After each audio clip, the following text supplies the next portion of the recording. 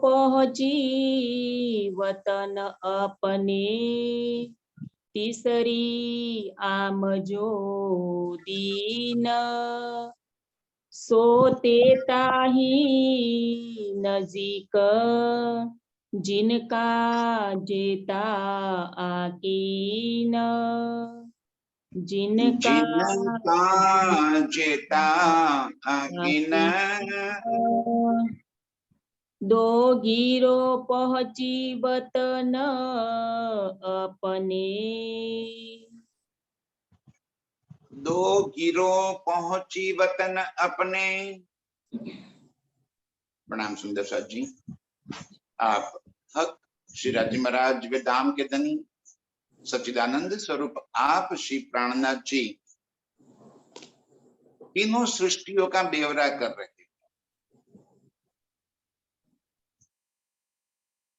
चर्चा के प्रारंभ में सबसे पहले तो मैं आज गुरु पूर्णिमा की आप सभी को बधाई देता हूं। आज वैसे तो हम ब्रह्म सृष्टियों के लिए तो कोई महत्व है ही नहीं इसका, कि व्यास का जन्मदिन है और व्यास जी के जन्मदिन की वजह से ही पूरी दुनिया गुरु पूर्णिमा मनाती। हम अपने गुरु का ऋण स्वीकार करते, लेकिन कौन गुरु? यहाँ प्रियतम ने हमें इस बात को बिल्कुल साफ कह दिया है कि हमें किसी व्यक्ति या किसी स्थान विशेष से कोई महत्व मतलब नहीं। सतगुरु मेरा श्याम जी, मेरे प्रियतम ही मेरे सतगुरु बनकर आए। इस खेल में ठीक है श्यामा जी इलम तारतम लेकर आई, जरा ये बताइए कि क्या श्यामा जी फरामोशी में नहीं है? वो भी तो फरामोशी में है। और यदि श्यामा जी ही तारतम लेकर आ सकती थी तो संवत 1638 से लेकर 40 साल तक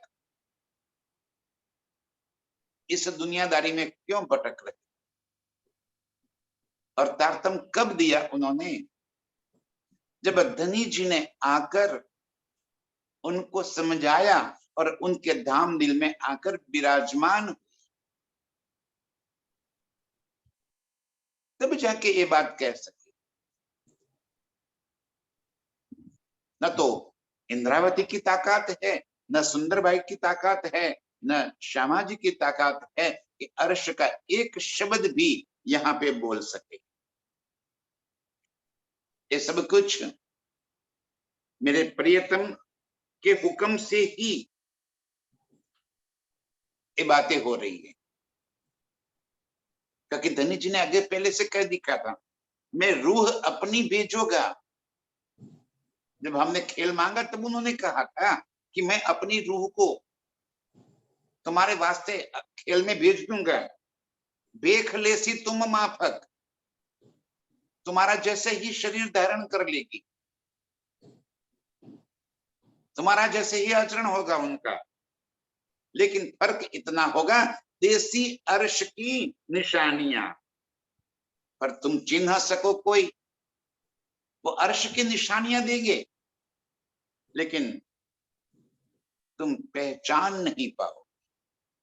हादी मीठे सुकन हक के, कहेगा तुम्हें रोए रोए,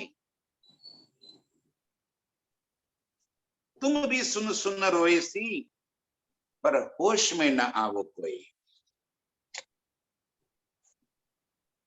आज उसी प्रियतम के मीठे वचन, यही आदि की रचना, ये बानी मेरे प्रियतम अक्षरातीत ने भेजी है, शोभा दे रखी है सुभान श्यामा जी को उनके मुखारविंद से। ये बानी, ये तारतम इस खेल के अंदर मिला। देसी अर्श की निशानियां, और इस बानी में हमें अर्श की प्रत्येक निशानी से परिचय करा रहे।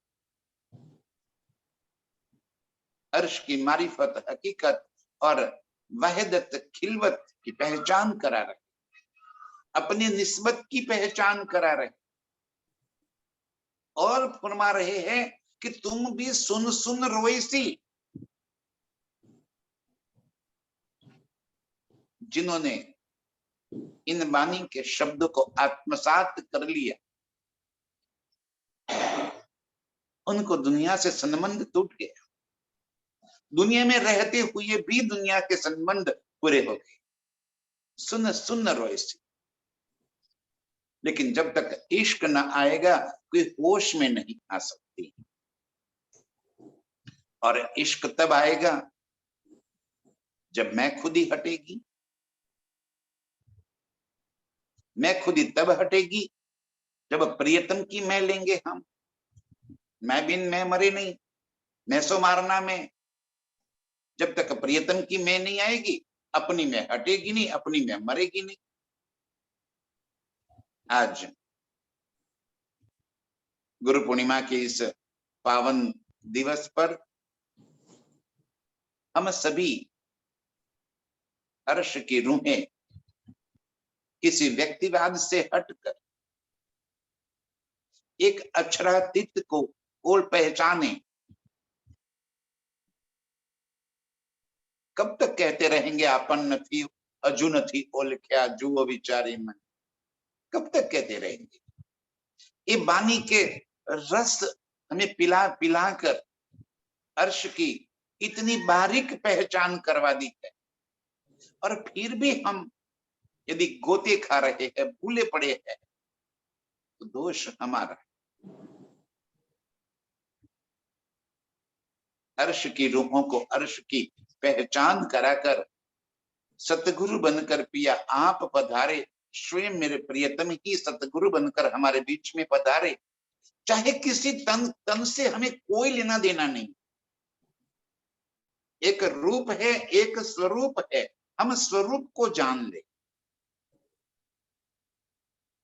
रूप से कोई मतलब नहीं है, कोई नाता नहीं है, इस तन से कोई नाता नहीं है। यहां तक हमें तो ये बात समझा दी। यही तो कहते हैं कि मैं ही था जो 5 अलग अलग तनों में तुम्हारे बीच में आया और तुम्हें अर्श की पहचान करा दी, और तुम कहां उलझ गए? उन तनों के पीछे, जबकि मैं तो उससे परे हूं। ब्रज में आए तो आप ही श्री कृष्ण जी के तन के अंदर आए। आने वाले आप थे, तन का नाम श्री कृष्ण जी था। रास में गए तो बाके बिहारी के तन के अंदर बैठकर आपने लीला की। देखो, बाके बिहारी के तन के अंदर जब धनी का जोश और हुक्म अक्षर ब्रह्म दोनों थे, जब जोश लिया कछुक खींच तब आत्म चौक भई अक्षर। जब धनी ने अपना जोश खींच लिया, तब हमने उसके बाद उस बाके बिहारी के स्वरूप के संग लीला नहीं की। वहीं पे लीला समाप्त हो गई। हम विरह में डूब गए, और हमारे विरह को मारने के लिए फिर वो भजनानंद स्वरूप लेकर आए। फिर बाके स्वरूप में, बाके बिहारी के स्वरूप में हमें नहीं मिली। हमें उस तन से भी कोई लेना देना। मोहम्मद के तन में आकर हमें कुरान दे दिया, अर्श की सारी पहचान, निशानियां, साक्षियां दे दी। हमें उस तन से भी कोई मतलब नहीं। फिर देवचंद्र जी के तन के अंदर आए, अपनी पहचान कराई कि मैं ही तुम्हारी सुबान श्यामा जी, तारतम दे दिया। हमें उस देवचंद्र जी के तन के साथ मतलब नहीं है, उस तन के अंदर आए हुए हमारे प्रियतम के संग संबंध है। वो तन भी छूट गया तो वो ही सारा स्वरूप आकर बीच बैठ गया श्री मेहराज ठाकुर के तन में, हबसा की जल के अंदर। तब जाके बानी उतरनी शुरू हो गई। उससे पहले एक शब्द बानी का नहीं उतरा था। इंद्रावती की आत्म तो थी भीतर, लेकिन एक शब्द बानी का नहीं उतरा था। बानी का उतरना तब शुरू हुआ जब धनी जी उस तन के अंदर आकर विराजमान हो गए और फिर वाणी उतरनी शुरू हो गई। आज भी धनी जी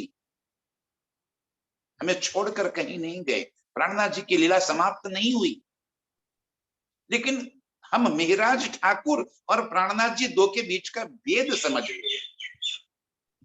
हम मेहराज ठाकुर को प्राणनाथ समझ रहे हैं, तो बड़ी गलती है हमारी। स्वयं मेहराज जी कह रहे हैं कि ए बानी मेहराज से न कहवाए, हृदय बेसी केवड़ावे श्री प्राणनाथ। मैं नहीं कह सकता, मेरे हृदय में दाम दिन में विराजमान होकर स्वयं अक्षरातीत ही ये बानी बुलवा रहे हैं मुझसे। और फिर भी हम मेहराज ठाकुर को ही प्राणनाथ समझ बैठे, तो प्राणनाथ मर गए क्या? वो तन तो छूट गया, लेकिन प्राणनाथ आज भी हमारे बीच में लीला कर रहे हैं। छठा दिन मोमिनों का, आज कह रहे कि मैं मोमिनों के धाम दिल में बैठ करके लीला कर रहा हूं। बोलने वाला तो मैं ही हूं, किसी न किसी तन का प्रयोग करके मैं मेरी बात तुम तक पहुंचाना चाहता हूं। बस पहचान ले वे हम सुंदर साक्षी, सतगुरु का ऋण स्वीकार करें। हमारे बीच में भी कई तन धारण करके आए, पूज्य सरकार साहब के तन धारण करके आए, और सरकार साहब हमेशा ये बात कहते रहे हमें, जिन देखा मेरे वजूद को सो रहा बीच नासूत। जिसने जगदीश चंद्र आहूजा को देखा उसे कभी भी पार की बात समझ में नहीं आएगी। अब उस फोटो के पीछे पड़े हैं, कभी भी पार की बात नहीं आएगी। जिन देखा मेरे वजूद को रहा बीच नासुद, जिन देखा मेरी रूह को सो पहुंचा बीच लाहुत। जिन्होंने मेरी आत्म को पहचान कर दी कि ये बोलने वाला कोई और है, उस बोलने वाले को पहचानो, तब जाके आप अर्श में निज स्वरूप में जागृत हो जाओगे। यही बात आज फरमा रहे, जगाई तो भी ना जागी, आप कहा इत आए। कई प्रकार से आपने आकर मुझे पहचान कराई, लेकिन फिर भी मैं पहचान नहीं कर सकती। अब आज अर्श की पूर्ण हकीकत हमारे बीच में जाहिर होगी। रूहों लई हकीकत मारिफत। क्या कह रहे धनी? जो अर्श की रूहें हैं, बात तो तीनों के बीच में एक ही है, पूरे संसार के बीच में कहने का तात्पर्य तो उनका एक ही है। सभी ने उनको अपने अपने ढंग से वो बात ली। किसी ने उनको अपने प्रियतम के रूप में पहचाना, तो किसी ने सतगुरु के रूप में पहचाना।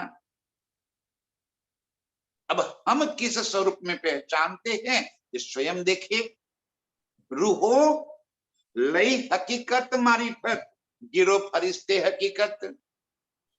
जो अर्श की रूहें हैं उन्होंने अर्श के मूल स्वरूप को देख लिया, उन्होंने अर्श की बातों को पहचान लिया और अपनी सुरता वहां पहुंचा दी।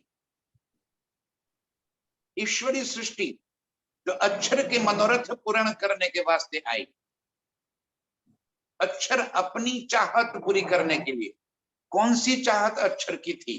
ध्यान से सुंदर सर जी, अक्षर के दिल में क्या चाहत थी? देखो इश्क रूहन, रूहें और प्रियतम के बीच में जो इश्क है, वो इश्क मुझे देखना है।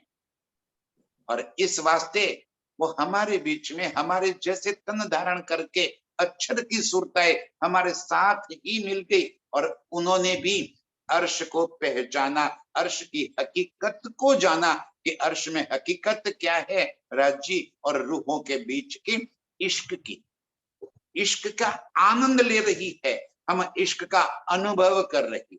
दोनों के बीच में अंतर इतना है, एक लीला करने वाली है और एक लीला देखने वाली होगी। अब बताइए, सुख आनंद ज्यादा लीला करने में है कि लीला देखने में है?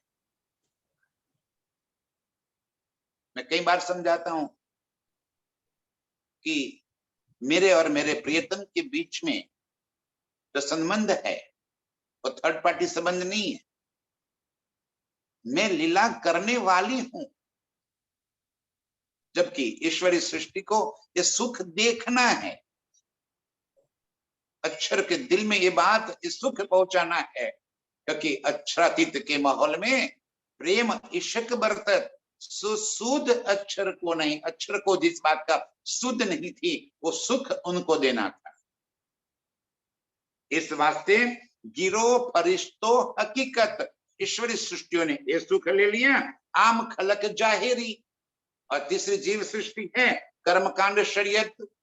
वो बात तो यही लेगी, वाणी उनके घर में भी होगी, वो चर्चा भी सुनेगी, लेकिन उनका काम कर्मकांड शरीयत में फंसी रहेगी।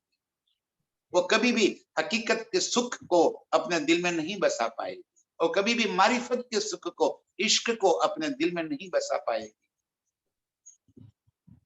ये वाणी घर में होते हुए भी, ये वाणी सुनते हुए भी संसार की चाहते समाप्त नहीं होगी, और वो उसी में उलझी रहेगी।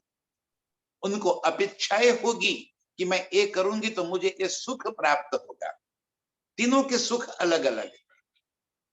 दो गिरोह पहुंची वतन अपने। अब फरमा रहे हैं कि दोनों गिरोह कौन सी, ब्रह्म सृष्टि और ईश्वरी सृष्टि, पहुंची वतन अपने। ये सुख लेकर, ये वाणी से प्रियतम की पहचान करके, इश्क के सुख लेकर। ध्यान से सुंदर साथी, ये वाणी इलम समझने से कभी कुछ फायदा नहीं होगा। यदि सिर्फ हम इलम में उलझे रहे, ये तो सिर्फ कहनी होगी। हम उसके अंदर करनी में कन्वर्ट हो जाए। जो बात हम बोल रहे हैं वो बातें हमारे अनुभव में आ जाए, उस पे हम चल के दिखावे। जैसे प्रियतम ने कहा कि मैं खुद ही छोड़ो,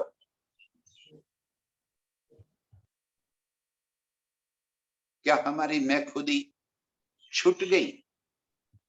हम स्वयं से पूछे। किसी और को हमारे बारे में कोई बात कहने का अधिकार नहीं है, ना हमें किसी और के बारे में कहने का अधिकार है। हम स्वयं को देखे, क्या मेरी मैं खुद ही मर गई है? क्या मेरी संसार की चाहते समाप्त हुई है? क्या नहीं हुई है तो करो। दो गिरोह पहुंची वतन अपने, तब तो जाके अर्श के सुख मिलेंगे, तब तो जाके इश्क का आनंद आएगा। और ईश्वरी सृष्टि को, माने कि अक्षर ब्रह्म को, प्रियतम के इश्क का देखने का आनंद प्राप्त आएगा। दोनों पहुंची वतन अपने। और तीसरी आम जो दिन, और तीसरी जो जीव सृष्टि है,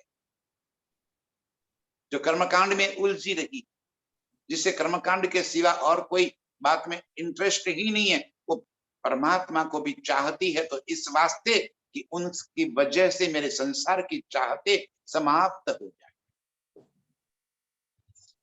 मैं उनकी पूजा पाठ कर दूं और मेरे सारे काम हो जाए, मैं कुछ सेवा कर दूं और मेरी चाहते समाप्त हो जाए, मेरी चाहते पूरी हो जाए। और बार बार हमारे मुख से, देखो सुंदर सा जी, यही बात निकलती। जब हम संसार के किसी सुख को प्राप्त कर लेते हैं, संसार की कोई हमारी चाहत समाप्त हो जाती, पूरी हो जाती है, तो तब हम कहते हैं, आहा, धनी की मुझ पर अपार मेहर हो गई। क्यों? क्या हो गया आपको? अरे मेरे बेटे डॉक्टर हो गए, वाह शाबाश, धनी की मुझ पर मेहर हो गई। अच्छा, तो और भी कईयों के बेटे बेटे डॉक्टर हो गए, तो उनके ऊपर किसकी मेहर हो गई? मेरे बेटे के घर बेटा हो गया, धनी की अपार मेहर हो गई। अरे पूरी दुनिया में ये तो होता रहता है, तुझ पे थोड़ी स्पेशल हुआ है ना। समझो, ये धनी की मेहर नहीं है, ये अनमोल खजाना मिला। मुझे अर्श की पहचान हो गई, मुझे अपने निज स्वरूप की पहचान हो गई, इश्क में पागल हो गई। ये खजाना जो मुझे मिला, ये धनी की मेहर है। हम मेहर को भी नहीं जानते। एक बातूनी एक जाहिर, ठीक है, संसार के अंदर हमें उपलब्धियां प्राप्त हो गई, तो उस उपलब्धि को हमने धनी की मेहर मान लिया। धनी हमें ये माया छुड़वाने आए हैं कि माया में और अधिक डुबोने आए हैं? कभी ये प्रश्न भी अपने आप को पूछ लो। तो जितनी अधिक माया हमारे पास आएगी, इतना हम उसके भीतर अधिक डूबेंगे। तो कि मेरे आशिक, मेरे प्रियतम मुझे इस खेल में डुबाने के लिए आया है कि वहां से बाहर निकलने के लिए आया है? और जब बाहर निकलने के लिए आए हैं तो मुझे अपने अंगों का सुख देंगे, मुझे अर्श का, परमधाम का सुख देंगे। तो दो गिरो पहुंची वतन अपने, तीसरी आम जो दिन, जो हम रूहे हैं उनको ये सुख मिल गया, उनको ये प्राप्त हो गई कि जो अर्श के मेरे प्रियतम के संग की हुई उस खिलवत में डूब गई, उस खिलवत की लीलाओं में वो मस्त हो गई। ये सुनते ही उसकी सुरता अर्श में प्रियतम के संग विहार करने लगता। इस तरह दोनों गिरोह अपने अपने वतन को, अपने सुख ले लिए, अखंड के सुख ले लिए। और तीसरी जो आम खलक है, जो जीव सृष्टि है, वो क्या कहां पहुंची? सोते ताही नजीक जिनका जेता आकीन। ये तीनों सृष्टि, ईश्वरी सृष्टि भी अर्श के सुख का आनंद ले रही है, तो जीव सृष्टि भी, चाहे उसके भीतर अर्श की सुरता हो या ना हो, इस वाणी के माध्यम से वो भी प्रियतम के अंगों का सुख ले सकती है। उसके दिल में ये बात बस बैठ जाएगी, उसकी चाहत बदल जाएगी, वो भी प्रिया के प्रेम में दीवानी मस्तानी हो जाएगी। सो तेता ही नजीक जिनका जेता आकिन। कौन है? ब्रह्म सृष्टि भी जिनका जेता आकिन, जितना विश्वास है, जिसने जितना लिया है और उस पर अमल कर दिया है, वो इतनी प्रियतम से नजदीक है।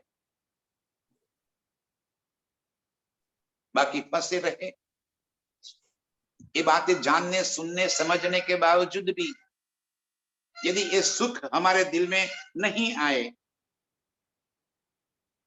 अर्श की चितवन के सुख नहीं मिले, प्रियतम के इश्क के सुख नहीं मिले, तो ये बानी हमने क्या समझी? बार बार प्रियतम हमें इसी बात का निर्देश दे रहे हैं कि तुझे अब क्या करना है। इस दुनिया को देख के हम दुनिया के पीछे पागल हो गए। धनी जी के तेरे काम का नहीं है, उसमें से तू बाहर निकल और तेरे ईमान को प्रियतम के संग जोड़ दे। पाई तीनों की बेश की कुफर बंदगी इश्क। पाई तीनों की बेशकी। धनी जी कह रहे तीनों बेशक तो हो गए, एक इल्म सुनकर तीनों के विश्वास तो हो गया। इल्म सुनकर तीनों ने प्रियतम की पहचान भी, क्या बानी है ना, बानी तो सारे संसार के लिए कही गई है। ये बानी गरजत माज संसार, खोजी खोज मिटावे अंधार। जो खोजी है वो अपने इस बानी के माध्यम से अपने अंधकार को मिटाकर अपने भीतर ज्ञान का प्रकाश जला देता है। पाई तीनों की बेशकी। तीनों कहां उलझे है? एक कुफर में, एक बंदगी में और एक इश्क में।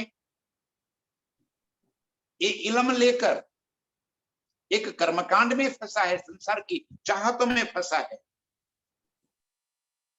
एक प्रार्थना में, सेवा पूजा में अटका है और एक इश्क में फंसा है और इश्क के अंदर डूब गया है। उसे दुनियादारी का कोई पता ही नहीं, कोई भान ही नहीं, बस तू और तू, बस और कुछ भी नहीं। प्रियतम के प्रेम में पागल। ये तीनों की बेशकी, तीनों सृष्टियों की बेशकी धनी जी फरमा रहे हैं कि ब्रह्म सृष्टि, ईश्वरीय सृष्टि और जीव सृष्टि, तीनों ने वाणी तो ले ली, वाणी को समान रूप से जैसे आज वाणी बोली जा रही है और सब कोई सुन रहे हैं, सभी ने दावा भी लिया है कि मैं ब्रह्म सृष्टि हूं, मैं धनी की अंगना। लेकिन वो तो रहनी से पता चलेगा ना हमारी, वो कहने से थोड़ी हो जाएगा कोई। अब हमारी रहनी ही तो रूह पहुंचाएगी, कहनी लग रही चाम, कहनी से कुछ नहीं होगा, रहनी ही रूह को पहुंचाएगी। पर तीनों सृष्टि, तीनों की हाल अलग अलग होगी, बात तो वही की वही होगी, तीनों का स्वाद अलग होगा, एक कुफर लेगा।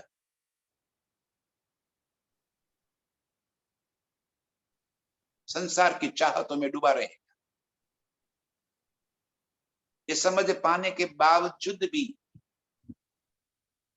ये सब कुछ ठीक है, लेकिन होम हवन यज्ञ जप तप तो करना पड़ेगा। ये बात तो आप ठीक कह रहे हो, लेकिन गुरु जी की पूजा तो करनी ही पड़ेगी, आप थोड़े ही गुरु जी हो। देखो कहाँ फंसी है जीव सृष्टि, है तो हमारे जैसे तन धारण करके हमारे बीच में ही,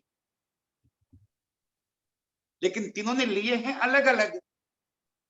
एक ने कुफर लिया, झूठ लिया है, वो सत्य की पहचान नहीं कर पा रहे, लाख समझाने के बावजूद भी कोई बिरला साथ निभाते। और ईश्वरी सृष्टि बंदगी में उलझी है, प्रार्थना करनी है, सेवा पूजा करनी है, बस इति हो गया काम हमारा। नहर सागर के पाठ कर लिए, 5 बार तारतम कर लिए, हो गया। 5 चौपाई डेली पढ़ने का व्रत ले रखा है, बस 5 चौपाई पढ़ ली, बस उसी में सीमित हो जाएंगे। उससे आगे एक एक शब्द का सार तत्व धारण करके उसके पीछे अपनी रूह को जगा देना, ये काम उनके बस का भी नहीं।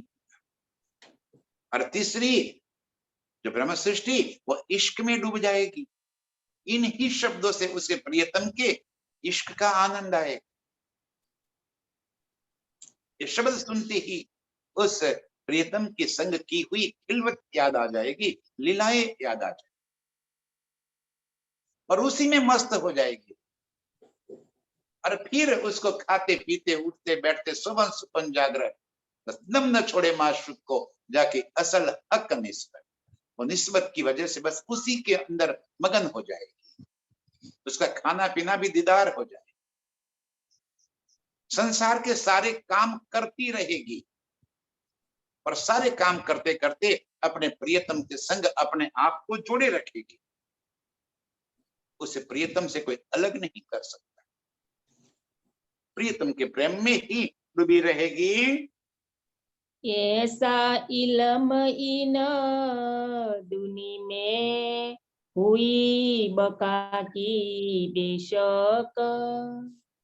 ऐसा इलम दुनी में, ये बात, ये इलम, ये ज्ञान प्रियतम इस दुनी में लेकर आए, हुई बका की बेशक, अखंड की बेशकता होगी, अखंड की पहचान होगी। बेशक होना माने पहचान होगा। इतने दिन त्रिलोक में होती बुद्ध सुपन, सब बुद्ध जी बुद्ध जागृत ले प्रगटे पूरी न होता। आज दिन तक दुनिया में अंधकार सुपन बुद्धि चल रही थी, कई हो गए बड़े बड़े, लेकिन सब कोई सुपन बुद्धि में ही उलझा हुआ था। कई तीर्थंकर अवतार हो गए, कई शास्त्र हो गए, लेकिन सभी के भीतर कर्मकांड और इस दुनिया के कुफर, इससे आगे और कोई बात नहीं। निराकार के पार की पहचान कराने वाला कोई नहीं आया, सारे उसी निराकार में उलझे रहे। कैसे दुनिया पैदा हुई और कैसे नष्ट हो गई, कैसे बनेगी, कैसे मिट जाएगी, कहां बनाई, किसने बनाई, कहां समा गई, कोई पता नहीं, लेकिन वो उसी में उलझे रहेंगे। ऐसा इल्म इन दुनिया में आज पहली बार इस खेल में मेरे प्रियतम एक इलम को लेकर आए। क्या है विशेषता? ये इलम आने से पहले तो बहुत सारे इलम संसार में पड़े थे, वेद, गीता, भागवत, शास्त्र, कुरान, बाइबल और भी कई शास्त्र दुनिया के भर के अंदर पड़े हुए थे। कई अवतार तीर्थंकरों ने कई शास्त्र इस खेल के अंदर लाके दिए थे। तो क्या वो पर्याप्त नहीं थे? क्या अधिक बताना था, क्या अधिक दिखाना था जो ये बानी लेकर आए? तो हुई बका की बेशक, अर्श की बेशकी देंगे। इस बानी से हमें धाम, स्वरूप और लीला की पहचान हुई। इससे पहले किसी को ये पता नहीं था कि निराकार के पार है क्या। अरे त्रिदेवा को पता नहीं था कि निराकार के पार है क्या। दुनिया को कहां से, उनसे, उनके माध्यम से बनी हुई दुनिया को कहां से पैदा पता होता? दुनिया बनाने वाले को पता नहीं है तो औरों को क्या पता होगा? ये दुनिया को बनाने वाले जो हमारे सबसे बड़े सभी बुजुर्ग त्रिदेवा ब्रह्मा विष्णु महेश, उनको पता नहीं है कि दुनिया बनाने वाला कौन है। दुनिया को कहां से पता? और आज ये इलम से हुई बका की बेशक, अखंड घर की बेशकी प्राप्त हो गई। कोई शक नहीं है हमने प्रियतम के संग की हुई लीलाओं के बारे में, अर्श की अनंत न्यामतों के बारे में, उस नूर के बारे में कोई शक नहीं रहा। आज सारी दुनिया इसी बात पे आई है। जो भी आध्यात्म के मार्ग पे आगे बढ़े हैं वो सभी इसी बात को आगे बढ़ाते हैं। अब लेकिन ये इल्म जब तक नहीं प्राप्त होगा उनको सही मायने में इस बात का पता नहीं चलेगा। निराकार के अंदर ही उलझते रहेंगे। और धनी ने हमें निराकार के पार, तीन पार के भी पार की बात बताकर बेशक कर दिया। ऐसा इल्म इन दुनी में हुई बका की बेशक, ऐसा प्रियतम इल्म लेकर आएगा, आ गए जिस इल्म से हमें अर्श की बेशकी प्राप्त हो गई। सकना पैदा पना की, सकना दोजख बीस्त। और अब इस इल्म से हमारे दिल में कोई शक न रह गई कि ये ब्रह्मांड कैसे बना और कैसे समाप्त हो जाए। है कोई शक? अभी इल्म से इतना समझ आ गया कि ये बना कहां से है, तो अक्षर के अंतःस्करण में अव्यकृत उनके मन के भीतर ये ब्रह्मांड की उत्पत्ति हो गई। और समा कहां जाएगा? अरे जहां से पैदा हुआ है वही तो समा हो जाएगा। मन की उत्पत्ति है, मन में ही समा जाएगा। मन से बना है, मन में ही समा जाएगा। कोई शक न रही हमें। ये अखंड अविनाशी नहीं है, नाशवान जिसका कोई वजूद, कोई अस्तित्व ही नहीं। ऐसे संसार में हम अपने आप को वजूद लेकर बैठे हैं, अपने अस्तित्व को लेकर बैठे हैं। शक ना पैदा फना की, ये इल्म ने हमारे दिल में बेशकी डाल दी कि अब हमें इस ब्रह्मांड कैसे बना, कैसे फना होगा, इस बारे में कोई शक नहीं रह गया। और शक ना दोजख बीस्त, दोजख नरक क्या है? शास्त्रों में नरक के बहुत बड़े बड़े भारी भारी भरकम वर्णन किए हुए हैं। उसमें खास करके गरुड़ पुराण और पुराणों के अंदर नरक के बारे में बहुत भारी वर्णन किया है कि जहां जीव को ले जाकर अनंत यातनाएं दी जाती है। वैसे नरक की बात नहीं है। यहाँ जो दोजख की बात है वो दोजख किसे कहा है कि जब प्रियतम की पहचान होने के बावजूद जो ईमान न लाया, जो यकीन न लाया, जो बेशक न हो पाया, तो पश्चाताप के अग्नि में जलना पड़ेगा। आज इतनी सरल शब्दों में प्रियतम हमें अपनी पहचान कराते हैं, और फिर भी यदि हम बेशक न हो गए यदि हमने उनकी बातों को समझा नहीं। ये तन तो छूटना ही छूटना है, कोई अखंड तो है नहीं।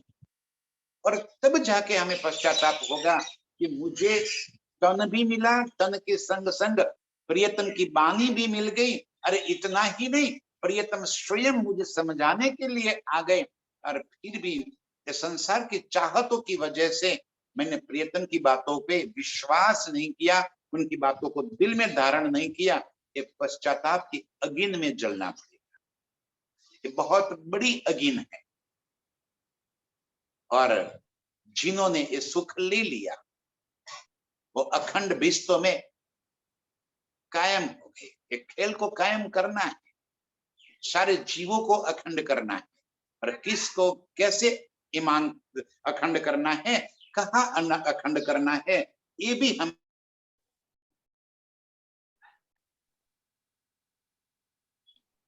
हिसाब ठोर की सक नहीं, सकना ठोर कयामत। हिसाब ठौर की शक न रहे। आप खुदा काजी बनकर बैठेंगे और सारे दुनिया के हिसाब करेंगे। ये कब की बात है, कहाँ के हिसाब करवानी? तो जब ब्रह्मांड की समाप्ति हो जाएगी तब योग माया के ब्रह्मांड में स्वयं धनी जी काजी बनकर बैठेंगे और सभी का न्याय करेंगे, भिस्त का और अद्वैत का न्याय करेंगे, आठों भिस्तों में अखंड करने का न्याय करेंगे। ये हिसाब की भी अब कोई शक न रही कि कहाँ मेरे प्रियतम हमें अखंड करने वाले हैं और कहाँ ये हिसाब होने वाला है। सकना ठोर क़यामत, और क़यामत आत्म जागृति कहाँ होने वाली है, जहां हम बैठे हैं वहीं मूल मिलावे में अपने निज स्वरूप में जागृत हो जाना, यही क़यामत है। सकना ठोर क़यामत, एक क़यामत कहाँ है? अरे भाई फरामोशी हट गई, क़यामत हो गई। हम रूहें अपने निज स्वरूप में जागृत हो गई और प्रियतम के संग फिर मस्तियों में मस्त हो गई। इतनी सरल बात है जो बात प्रियतम हमें यहाँ पे समझा रहे हैं। बस इसी क़यामत को समझकर अपने निज स्वरूप में हम जागृत हो जाए। इस जागृत होने वाली अर्श की रूहों के चरणों में कोटि कोटि प्रणाम।